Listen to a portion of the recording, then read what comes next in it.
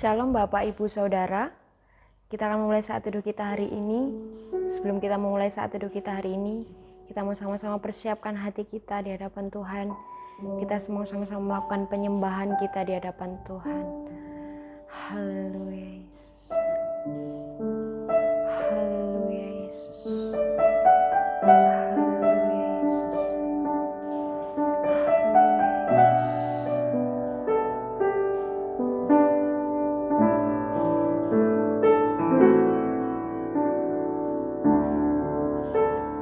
Dekat padamu, itu rinduku.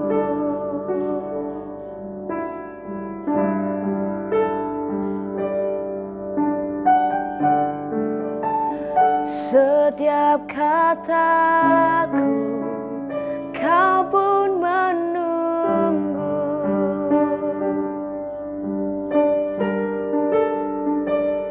Tak kusangka ku temukan satu kasih yang abadi. Kini ku datang dan ku bawa hidupku.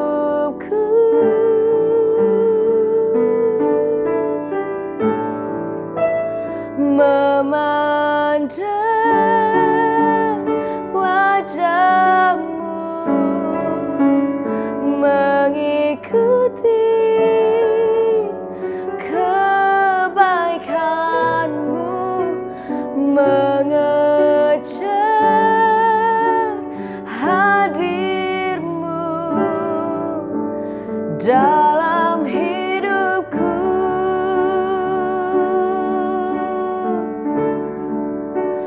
Membawa sembahku, menyatakan kebesaranmu, mengejar hadirmu dalam hidupku.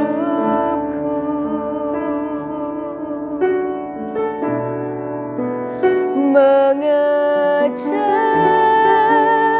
hadirmu dalam hidupku.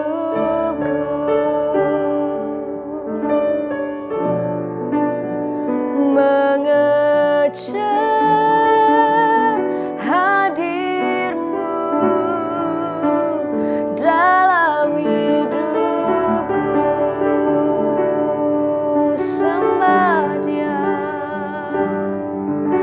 Ucapkan syukurmu. Terima kasih Tuhan.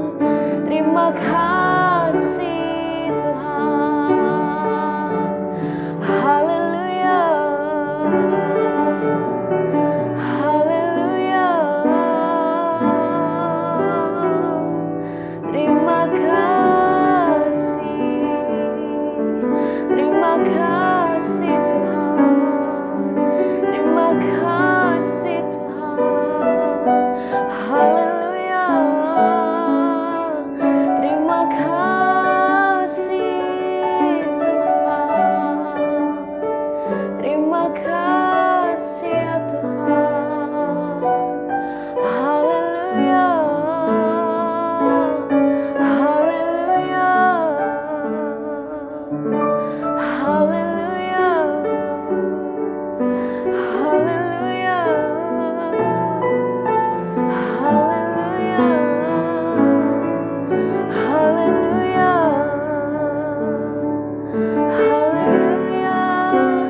Haleluya.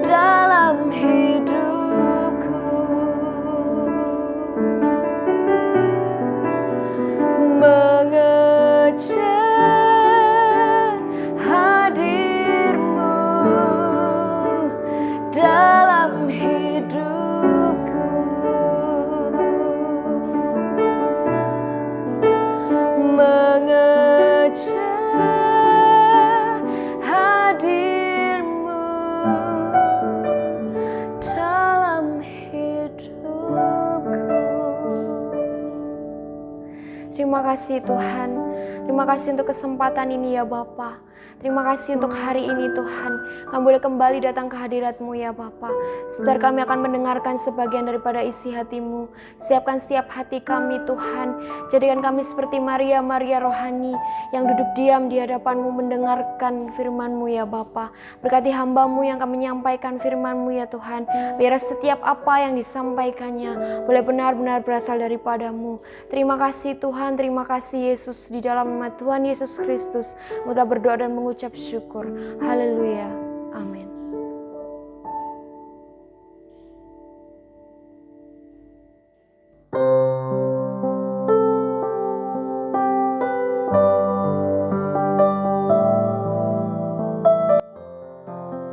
Shalom, puji Tuhan. Kiranya pujian yang baru saja kita nyanyikan bersama-sama itu sesuatu yang benar-benar didasari kerinduan kita untuk kita dekat dengan Tuhan. Senantiasa lekat kepada Tuhan. Dekat padamu, itu kerinduan kami Tuhan. Kiranya itu ada di dalam hati kita, dan itu yang akan menjadi pokok bahasan dari firman Tuhan kali ini, yang akan kita ambil dari Efesus pasal yang ke-6, di ayat yang ke-18. Kita mau baca mulai dari ayat yang ke-17 ya, Efesus pasal 6 ayat 17 dan 18, demikian firman Tuhan. Dan terimalah ketopong keselamatan dan pedang roh, yaitu firman Allah, dalam segala doa dan permohonan. Berdoalah setiap waktu di dalam roh, dan berjaga-jagalah di dalam doamu itu dengan permohonan yang tak putus-putusnya untuk segala orang kudus. Kita sudah selesai membahas tentang perlengkapan senjata Allah. Kita sudah membahas tentang ikat pinggang kebenaran, baju sirah keadilan, kasut kerelaan memberitakan Injil damai sejahtera, perisai iman, ketopong keselamatan, dan juga pedang roh, yaitu firman Allah. Kemudian di ayat yang ke-18, Paulus melanjutkan bahwa dalam kita menjaga diri supaya tetap tegak berdiri menghadapi serangan dari si jahat, tidak cukup untuk kita mengenakan saja, memperlengkapi diri kita saja dengan senjata-senjata itu. Paulus kemudian melanjutkan dengan apa yang harus dilakukan. Bukan saja tentang apa yang harus dikenakan, tapi sekarang kita diajak melangkah lebih jauh. Paulus mau mengajarkan kepada kita apa yang harus dilakukan. Dan ayat yang ke-18 memberikan penjelasan tentang itu. Paulus berkata, berdoalah. Berdoalah setiap waktu. Segala perlengkapan yang sudah kita kenakan itu, yang sudah kita ketahui bersama, dan kita sudah kenakan itu, kiranya itu bukan sesuatu yang justru membuat kita merasa sombong, merasa aman, dan di sana kita justru menjadi lengah. Paulus mengingatkan kita bahwa setelah kita mengenakan perlengkapan senjata itu, kita harus tetap berjaga-jaga. Berdoalah setiap waktu di dalam roh dan berjaga-jagalah di dalam doamu itu. Berdoa setiap waktu. Apa artinya berdoa setiap waktu? Berdoa setiap waktu tidak bisa kita artikan dengan kita menutup mata setiap saat, menangkupkan tangan setiap saat, menundukkan kepala setiap saat, tidak bisa. Berdoa setiap waktu di sini bukan bicara tentang doa-doa dalam waktu khusus atau dalam ibadah-ibadah, ruang lingkup ibadah secara khusus. Berdoa di sini bicara tentang terhubung dengan Tuhan. Kita senantiasa diingatkan untuk terhubung dengan Tuhan. Kenapa? Karena walaupun kita mengenakan segala perlengkapan senjata Allah, tapi kalau kita tidak terhubung dengan sang sumber kekuatan itu sendiri, kita tidak akan bisa bertahan menghadap serangan dari si jahat. Kita diingatkan ada kerinduan untuk kita boleh melekat kepada Allah. Melekat kepada Allah, terhubung kepada Allah. Itu artinya apa? Itu maksudnya apa? Berdoa setiap waktu. Atau kalau dalam ayat lain, 1 Tesalonika 5 dikatakan di sana, tetaplah berdoa. Kalau dalam terjemahan bahasa lain dikatakan, berdoalah tanpa henti. Apa yang dimaksud dengan berdoa tanpa henti? Berdoa tanpa henti di sini bicara tentang bagaimana kita menyikapi segala sesuatu, bagaimana kita memandang segala sesuatu dari sudut pandang firman Tuhan. Kita seperti terkoneksi dengan Tuhan sehingga apa yang orang lakukan kepada kita, apa yang kita lihat di hadapan kita meresponinya dengan cara-cara yang sesuai dengan firman Tuhan. Kita memiliki belas kasihan kepada orang, kita mau mengampuni orang. Itu semua respon yang harus ada, yang timbul dari keterhubungan kita dengan Tuhan. Jadi, berdoa senantiasa di sini tidak dibatasi oleh waktu, tidak dibatasi oleh tempat. Dalam kita bekerja sekalipun, bisakah kita berdoa? Bisa, bukan berarti kemudian kita menutup laptop kita, naruh bolpen kita, dan kemudian kita bersujud. Enggak. Dalam pekerjaan kita, ketika ada godaan-godaan untuk kita mencuri kas perusahaan misalnya, enggak ada yang tahu, kamu butuh uang, ambil saja, toh perusahaanmu tidak bangkrut, toh bosmu tidak jadi miskin kalau kamu ambil uangnya sedikit. Sudah, tidak apa-apa. Bagaimana kita menyikapinya? Kalau kita tidak terhubung dengan Tuhan, akan gampang sekali kita untuk jatuh ke dalam dosa, ke dalam tipu daya iblis.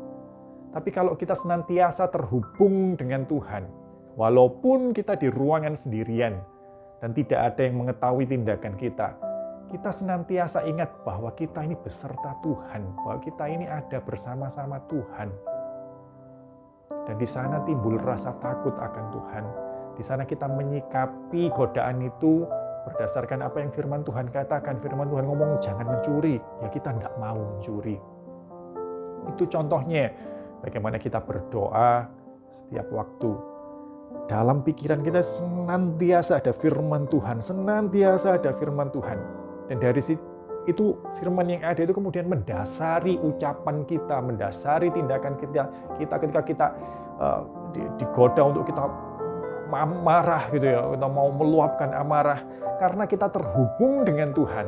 Di sana kita diingatkan bahwa amarah manusia itu tidak mengerjakan kebenaran di hadapan Tuhan. Kita diingatkan untuk mengampuni, kita diingatkan teladan Yesus bagaimana dia mengampuni mereka yang begitu jahat sama dia. Itu terhubung dengan Tuhan, itu terhubung dengan firman Tuhan, itu yang namanya berdoa setiap waktu. Kita tidak manggil Tuhan itu waktu hari Minggu aja di jam ibadah. Oke Tuhan, ini waktu aku mau bersama kamu. Kita tidak ngomong sama Tuhan di saat teduh kita gitu ya. Roh Kudus, ini waktunya saat teduh. Ayo, aku mau dekat denganmu. Tapi di saat teduh saja ya. Tapi di jam ibadah saja ya. Enggak. Firman Tuhan ngomong setiap waktu berdoa itu setiap waktu terhubung dengan Tuhan, melekat dengan Tuhan itu setiap waktu. Dalam kedekatan itulah, dalam kelekatan itulah kita dikuatkan untuk kita berdiri tegak menghadapi serangan-serangan si jahat. Lalu apakah artinya kita tidak perlu lagi ngambil saat-saat khusus untuk kita berdoa atau beribadah? Itu tidak meniadakan kewajiban kita ya, meniadakan kerinduan kita untuk kita bersaat teduh sama Tuhan. Tetap lakukan itu. Baca firman, tetap lakukan itu. Ibadah, bersekutu bersama, tetap lakukan itu. Tapi di luar gedung gereja, jangan putuskan hubungan kita dengan Tuhan.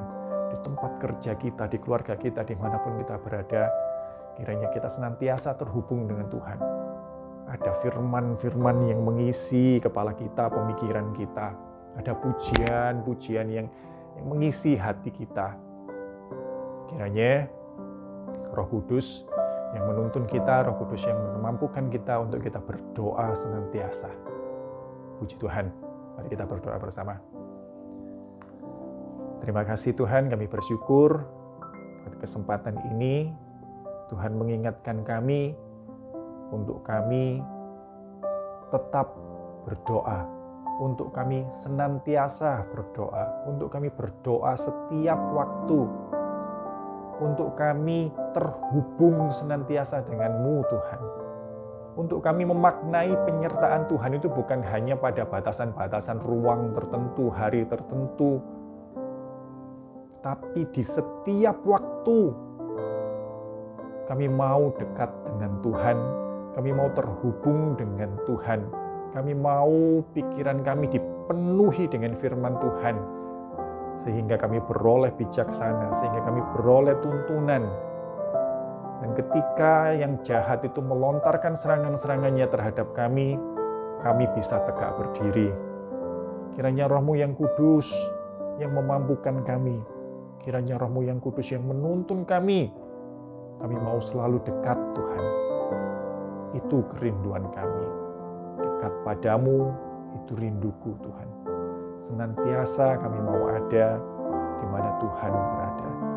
Tidak ada bagian dalam hidup kami, dalam waktu kami, untuk kami boleh berkata, ini waktuku Tuhan, aku tidak mau Tuhan ikut campur.